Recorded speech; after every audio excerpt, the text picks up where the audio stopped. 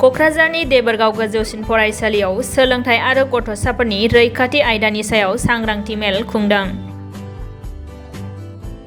सोलोंथाइ बिफाननि बानजायनायाव दिनै देबोरगाव गोजौसिन फरायसालियाव फरायसाफोरजों लोगोसे दिथागिरिफोर आरो फोरोंगिरिफोरखौ लानानै गथ'फोरनो गोग्गो सोलोंथाइ होनायजों लोगोसे गथ'साफोरखौ जोथोन लानाय, गथ'फोरनि गुबुन गुबुन जेंनाफोर जेरै गथ' लांखारनाय, उन्दै बैसोआव जुलि जानाय, गथ'साफोरखौ खामानियाव थिसननाय आरो गथ'फोरनि सायाव समाज बेरेखा दायनिगिरि खामानि मावनाय आयदाफोरनि सायाव गुवारै सावरायलायनाय जायो।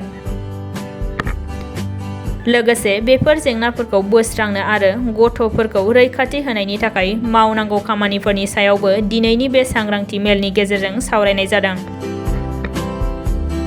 दिनैनि बे सांग्रांथि मेलखौ बेखेवनानै होदों बिटिसि सोलोंथाइ बिफाननि बिथोनगिरि जगदीश प्रसाद ब्रह्मआ। मख'नाय जायोदि सोलोंथाइ बिफाना थांनाय 2 जुननिफ्राय बे सांग्रांथि मेलखौ जागायदों आरो फैगौ 9 जुनसिम गुबुन गुबुन फरायसालिफोराव सांग्रांथि मेलखौ खुंनाय जागोन।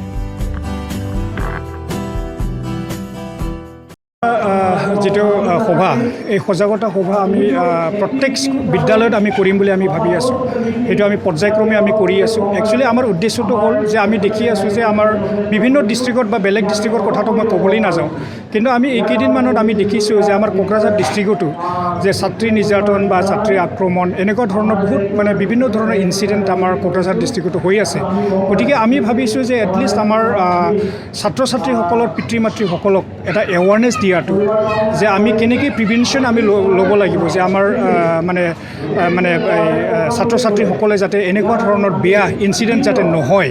গতিকে সেইটো কেনেকৈ আগতীয়াকৈ এটা প্ৰিপাৰেশ্যন ল'ব লাগিব বা আমাৰ পেৰেণ্টছৰ কি কাম আছে বা আমাৰ কমিউনিটিছৰ একচুৱেলি কি কৰিব লগা আছে। গতিকে সেইটো কাৰণে আমি এই সজাগতা সভাটো আমি লৈছোঁ আৰু ইয়াতে আমি এই সজাগতা সভাৰ লগতে কেইটামান আমি এক্টিভিটিছ আমি লৈছোঁ। যেনেকৈ আমি ইয়াতে কৈছিলোঁ যে স্মাৰ্ট পাপা কেম্পেইন। বিশেষকৈ আমি দেখিবলৈ পাইছোঁ যে ইউজুৱেলি মাতৃবিলাক বা মাতৃগোটবিলাক তেওঁলোকে নিজৰ ল'ৰা ছোৱালীবিলাকক চায়, কিন্তু বাকী যেতিয়া পিতৃবিলাকৰ কথাটো কওঁ তেতিয়া তেওঁলোকে কি কৰে যে নিজৰ ল'ৰা ছোৱালী কোনটো ক্লাছত পঢ়ি আছে, তেওঁলোকে ৰেগুলাৰলি স্কুলত গৈ আছে নে নাই সেই কথাবিলাকক তেওঁলোকে ইউজুৱেলি বেছি অনুভৱ নকৰে বা তেওঁলোকে কি বুলি কয় বেছি ইণ্টাৰেষ্ট নলয়। আৰু সেইটো কাৰণে আমি ভাবিলোঁ যে আমি পিতৃসকলকো আমি এডুকেশ্যনত বা ল'ৰা ছোৱালীবিলাকক যাতে তেওঁলোকে অলপ ভাল এটা ইণ্টাৰেষ্ট লৈ পেলাই চায়, সেইটো কাৰণে আমি পিতৃসকলক এটা এৱাৰনেছ দিয়াৰ কাৰণে এই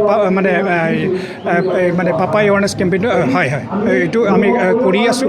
গতিকে আমি ভাবিছোঁ যে আমি ইয়াৰ যোগেদি আমি কিছু হ'লেও অলপ সফলতা লাভ কৰিব আৰু বিশেষকৈ আমাৰ কমিউনিটি পাৰ্টিচিপেশ্যনৰ কথাও আমি কৈছোঁ, কাৰণ কমিউনিটি আমাৰ বিদ্যালয়বিলাকত পাৰ্টিচিপেট কৰিবই লাগিব। যেনেকৈ আপোনালোকে দেখিছে যে যিটো আমাৰ গুণোৎসৱ এতিয়া চলি আছে, সেই গুণোৎসৱত প্ৰায় কমিউনিটিছবিলাক ইয়াতে ইনভলভ হৈ আছিলে। গতিকে সেইটো যাতে কণ্টিনিউটিটো থাকে সেইটো কাৰণে কমিউনিটিবিলাকক আমি মাতিছোঁ। কিন্তু ইয়াতে আমি দেখিবলৈ পাইছোঁ যে আজি যদিওবা আমি স্মাৰ্ট পাপা কেম্পেইন কৰি আছোঁ, কিন্তু ইয়াতে ইমান সঁহাৰি আমি পোৱা নাই। গতিকে সেইটো আমি পৰ্যায়ক্ৰমে আমি কৰিবলৈ চেষ্টা কৰিম। মোৰ বক্তব্যটো মই ৰাখিছিলোঁ যে আমি কেনেকৈ পাপাবিলাকক বা পিতৃবিলাকক মাতিব লাগে সেই কথাটো মই এতিয়া কৈছিলোঁ।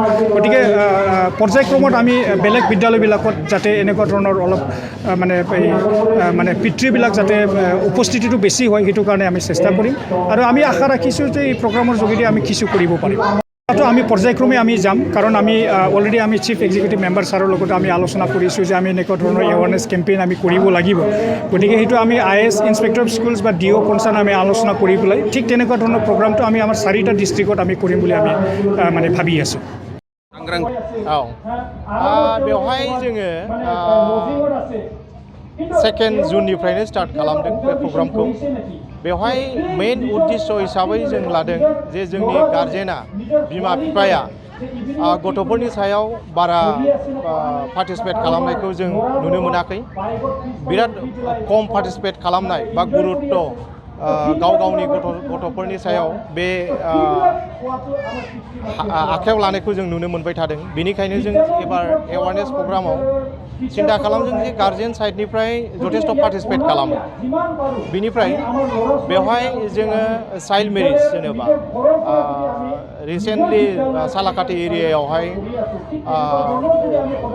घटना जानानै थांनाय बेफोरनि सायाव जों जाहाथे जोंनि गथ'फ्रा बा जोंनि गार्जेना बेसेबां माने साबधान जानो हायो बेफोरबायदि प्रब्लेमनिफ्राय बारग'नो हायो बेखौ जों एड खालामदों। बेखायनो स्पेसियेल नैबे चाइल्ड प्रटेक्शन CWC आरो चाइल्ड प्रटेक्शन बिसोरजों जोङो टीम हिसाबै डिस्ट्रिक्ट एडमिनिस्ट्रेशन जों एके एडुकेशन डिपार्टमेन्ट ज' जानानै जेसेबांखिनि हायो डिस्ट्रिक्टखौ जेरावनाखि मेजर एरिया बेवहाय जोङो बे प्रग्रामखौ लानो आवगायदों आरो बे हिसाबैनो जों लाबाय थादों। दिनै थार्ड टाइम फैगोन समबाराव जोङो उल्टापानियाव प्लेनिं लादों। ओरै मंगलाजरा ओरैहाय मथामबिल बे साइडआव माने जेराव माने इम्परटेन्ट एरिया बे साइडआव जोङो खालामनो आखायाव लादों आरो जों खालामगोन। निश्चय बाहाय स्पेसियेलि सोलोंथाइनि लोगोसे नैबे उन्दै गथ'साफोरा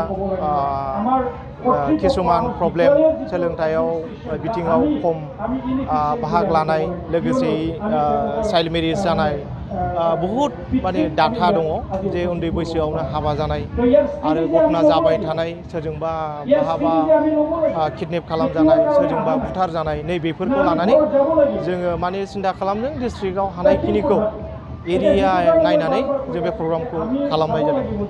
100सो स्कुल कभार खालामगोन।